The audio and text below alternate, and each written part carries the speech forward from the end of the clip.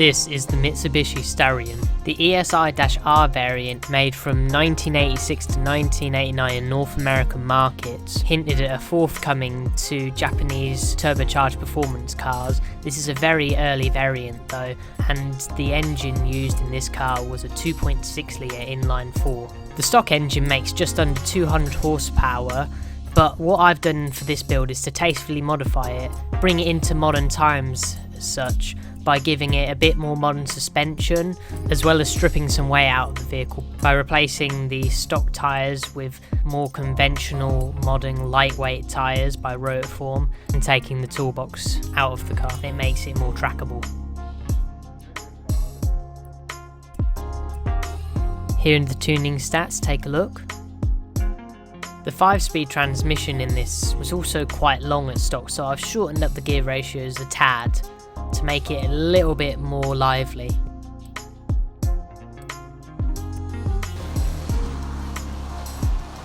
Overall, I think I've made this vehicle quite playful, and it's also a very good harkening back to old Japanese drift cars as well.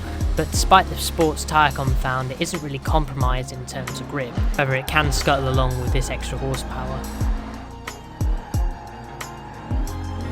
Now I'm going to see its top speed. And I think in this configuration it can go faster than what is the hypothetical top speed via the tuning page. Now we've done the top speed, it's time to see what it can do in the quarter mile.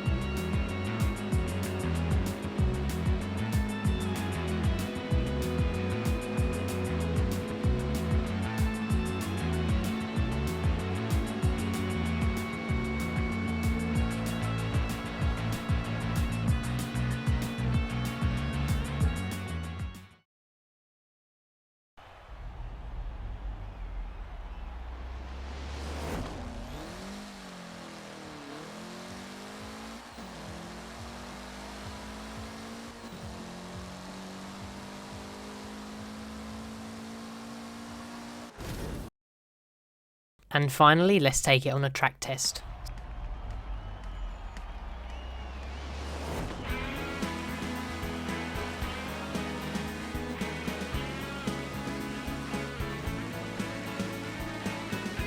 So we're now on the practice lap, we're approaching the first corner, maintains decent speed, starts to lose the back end a little bit from that rear wheel drive, maintains a very good line through the first and second corner. Ooh. Hits it there, so that lap will be flagged unfortunately. But we're maintaining good speed here. See, using up third gear up to 112 miles an hour. You can see the gear ratio is still a bit long. I just didn't want to ruin the characteristics of the car in terms of its gear changes, because I was getting used to them. So here we go, chaining back down to second, maintain about 60 miles an hour for the last corner.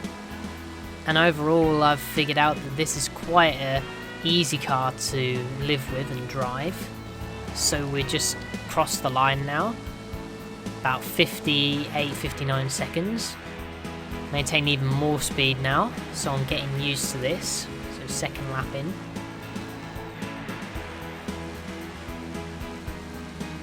So we really need to take it careful through the second corner, because it is a quite lively car.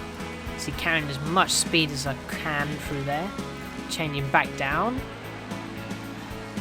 And here we go, nice brake in there, a little bit wide, sliding around on the curve there, that's not too good. The grippiness is there, but it's just not formidable like other cars I've tested. Oh, there we go, nearly lose it, but it is manageable, it's not overpowered, that's not the intent. So here we go, now this is the competitive lap. Let's see what we can do. We've got just under 55 seconds to beat. Oh, nudged the line there, thought that was going to be flagged, but luckily we didn't. See, a tiny bit slidey through there actually. This is going to be a lively, fun lap, I can tell. The dynamics of this car are very nice. They're not impressive by like modern standards, but it was just to modernise an old vehicle. Of course, it's no sort of racing car at all. That wasn't the intent and purpose.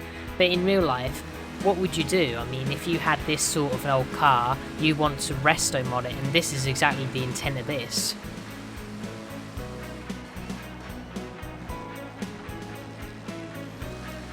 So here we go. Just got enough power to just catapult it now.